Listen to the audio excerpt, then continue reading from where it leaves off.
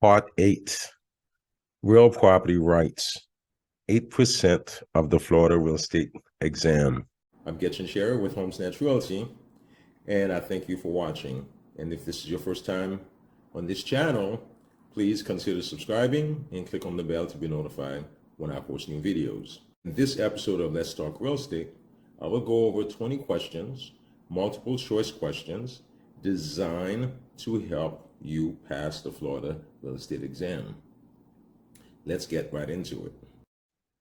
Number 1, homestead property that is exempt from execution of foreclosure to satisfy a personal debt of the head of the household can be up to 1/2 acre within a municipality or up to blank acres outside a municipality. Well, the answer here is 160 acres. In Florida, Florida constitutional homestead rights afford homeowners the privilege of exempting their property from a judgment. For example, if it is within a municipality, meaning a city or county, within the borders of a county or a city, it would be up to 1/2 of an acre. However, if the property is located outside a municipality, such as a city or a county, then it would be up to 160 acres. Number 2, the document that creates a condominium is the blank. Well, that would be the declaration. The declaration is what a developer would create.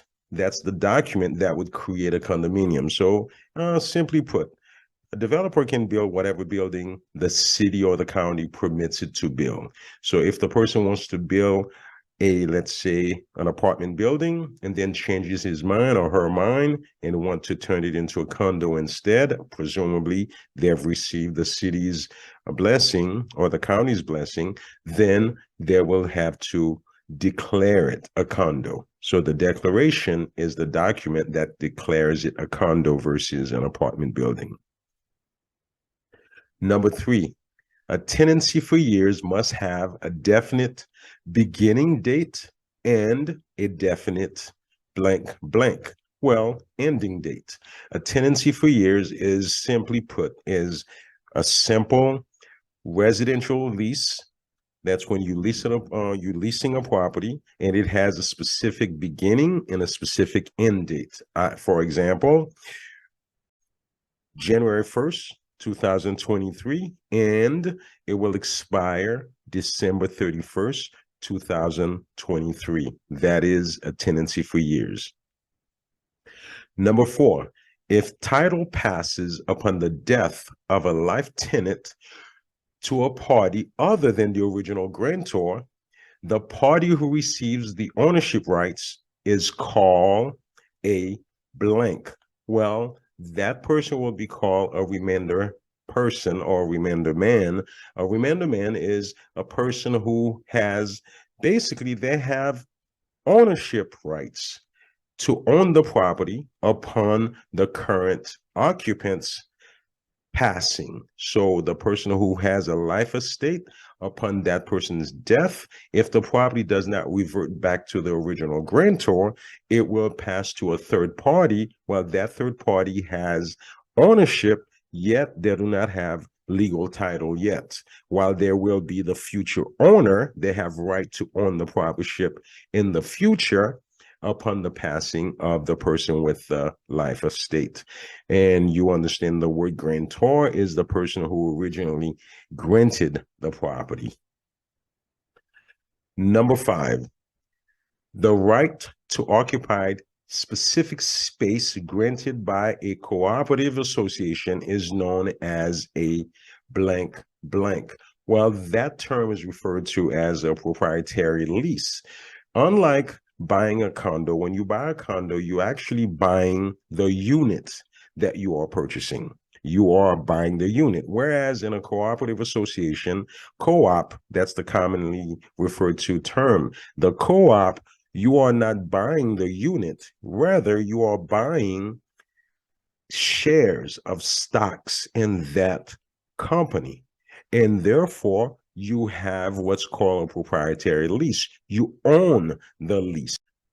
Number 6, blank rights allow a property owner whose property borders a river or stream the use of the water. Well, here that is riparian rights. So remember, RR, river, riparian. So think of riparian rights as a smaller body of water, a stream, a river.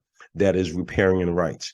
Whereas if you're talking about a lake or the ocean, the sea, that would then refer to as littoral rights. So lake, LL, riparian, river, RR. Number 7, 3 legal rights contained in the bundle of rights include blank, blank, and blank. Well, here, that is disposition, use, and exclusion. Remember, the 5 bundle of rights are possession, disposition, enjoyment, which is use, exclusion, and control. In essence, when a person owns a property in the United States, you are basically owning rights. These are the rights you have. You have the right to possess it. You have the right to enjoy it. You have the right to exclude people from it. You have the right to dispose of it. And you have the right to control that property well beyond your death. So control is how you leave the property to whomever upon your passing. Number 8, freehold estates involve blank by the tenant. Well, here they're referring to the occupant, not the tenant in the common sense that we know it as leasing a property. A tenant is the occupant of the property in this term. So freehold estate involves ownership by the person who occupies it. Remember, you have non-freehold estate. Non-freehold estate would be anything where you don't own. For example, a lease, that would be a non-freehold. But if you own a property, that would be a freehold estate. Number 9, a joint tenancy and tenancy by the entireties both include the right of blank. Well, a joint tenancy and a tenancy by the entireties both enjoy the rights of survivorship. Joint tenancy means there are 2 owners, whereas tenancy by the entireties, that is married couples only. So joint tenancy, there's a second, there could be more than one owner. And what that is saying is, if the person passes, one of the owners passes, well, the deed already states who's gonna take the property. In which case, survivorship. If I purchase a property with someone else and one of us passed away, and we already stipulated in the deed that upon my passing, that person gets the property, well, that's what happens. And same thing by tenancy by the entireties, since it's not the husband or the wife that's owning the property, rather it's the marriage who owns the property. Well, upon the passing of one of the spouses, that property, the rights of ownership will be passed to the surviving spouse, because presumably if you have children with your spouse, it is presumed that you would want your spouse to get the property, and then upon that spouse's passing, the properties will properly pass to the children of the marriage. Number 10, the 4 unities required to create a joint tenancy are blank, blank, blank, and blank. Well, that would be possession, interest, time, and title. Meaning, in order to create a joint tenancy, you must have these things must be created simultaneously at the same time and of equal share: possession, interest, time, and title. Before moving on, do me a favor, hover over this picture, click subscribe, and click on the bell to be notified when I post new videos. Number 11, ownership rights are conveyed but not legal title with which type of estate. Well, here they're basically simply saying to you, I think if you remember back a couple of questions back, we discussed that. In a remainder estate, the person who has the remainder person or the remainder man has ownership rights in the property, but they do not have legal title yet because someone else has legal title. Someone else has a life estate in the property. So the person who's waiting, the person who's remaining, their rights are in the future upon the passing of the current owner. And in that case, that is remainder estate. Ownership conveys mean passes, but not legal title until the current owner passes away. Number 12, how many days does a buyer of a resale condominium have to cancel the agreement? Well, the question is basically telling us how many days to cancel a resale of a condominium. Well, if it's a resale, we know it's 3 days. If it's a brand new condominium that's been built, first owner, brand new, then it would be 10 days. The logic behind this is simply when you're buying a condo, since condos have certain limitations to your ownership rights, you must be given the condo docs, the condo documents to review and to make an informed decision. And you have 3 days to do so. And within those 3 days, if you don't agree with certain terms or certain conditions of ownership, you can cancel the agreement. Number 13, Anna, Shaya, and Steve are officers in ABC Realty, Inc. Anna and Shaya are actively involved in the brokerage, while Steve attends only the quarterly meetings. What are the minimum requirements for Steve? Well, here we know Steve is an officer in ABC Realty, but he has to register. Okay, remember, when you have a company such as a corporation, you need at least one active broker, but you can have multiple officers: the CEO, the president, the vice president, the secretary, the treasurer. All of those are officers in the corporation. However, all of them must register as such, but you only need one active broker. That is why that answer is incorrect, and D is the correct answer. Number 14, which tenancy would exist for ownership by a married couple? Well, we discussed that previously. That is tenancy by the entireties. Tenancy by the entireties. That is married couple only. Number 15, what could cause a fixture to be converted into personal property?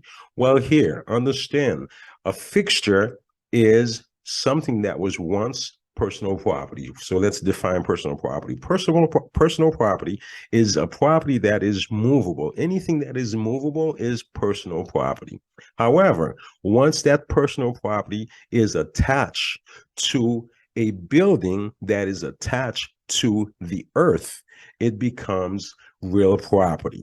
So in order to remove a fixture, you have to sever it. By separating it from the building or from the attachment to the earth, the real property, it will become a personal property now because it would be movable. So a fixture is converted back into a personal property once it is detached, severed. So severance is the answer. Number 16, how would a father and son own property together with the right of survivorship? Well, here they're talking about joint tenancy. Any two people, any number of people can own real property together with right of survivorship, assuming that they have the 4 unities simultaneously and of equal share, and the deed specifies the right of survivorship. Number 17, which term refers to the right an owner has because their property is lakefront? Well, if you remember LL, lakefront means littoral rights. So larger body of water, littoral rights, such as the lake or the ocean. Whereas a smaller body of water, river or stream, would be R. River, R. Littoral, lake, L. LL, RR. Keep that in mind. That should help you with your exam. Number 18. Gaby, Brendon, and Chris form a partnership to buy property. What would the ideal form of ownership be from Chris' family's point of view? Well, here, from Chris's family point of view, it would be tenancy in common, because tenancy in common, the family, each member, their family would have the right to inherit the property. So there would not be a form of joint tenancy, because there would not be a survivorship rights. The ownership would pass to the family members. That is what this question is triggering your mind. So the ideal form of ownership from any one of those owners' family's point of view would be tenancy in common. Number 19, which deed would be considered a special purpose deed? Well, here we will refer to as a guardian deed. A special purpose deed is a deed that is created or that is signed because, for example, if a parent passes away and left a minor child, well, the minor child, because he or she would be too young to sign over the deed, a guardian would sign on that child's behalf. So it would be a special purpose deed. Number 20, which estate or tenancy is the most comprehensive? Well, you should have remembered this one if you read it or you said class. It would be fee simple. Fee simple is the most comprehensive estate. That's when you own all 5 bundle of rights. If you recall, you can go back a few slides, you will see the 5 bundle of rights. And as always, don't forget to subscribe, share, comment, and like. Until next time, I will see you on the next video. Keep in mind, I post every Tuesday and Thursday. Have a blessed and productive day. Thank you.